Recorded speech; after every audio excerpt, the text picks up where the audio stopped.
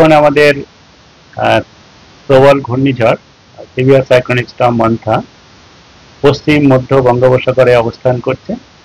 এটি সকাল 8:30টার সময় আজকে আমাদের অন্ধ্রপ্রদেশের ভাইজ্যাক থেকে এর কেন্দ্রবিন্দু 320 কিলোমিটার দূরে দক্ষিণ দক্ষিণ পশ্চিম দিকে, কাকিনাড়া থেকে দক্ষিণ দক্ষিণ পূর্ব দিকে 240 কিলোমিটার দূরে, আর গোপালপুর থেকে দক্ষিণ দক্ষিণ পশ্চিম দিকে 530 কিলোমিটার দূরে এর কেন্দ্রবিন্দুর অবস্থান।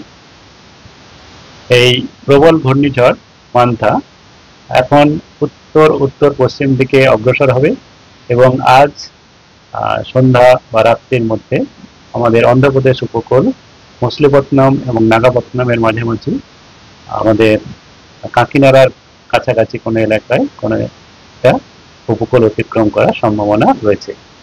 উপকূল অতিক্রম করার সময় বাতাসের সর্বোচ্চ গতিবেগ 90 থেকে 100 কিলোমিটার প্রতি ঘন্টা এবং দমকায় সর্বোচ্চ 110 কিলোমিটার/ঘন্টা পর্যন্ত যেতে পারে।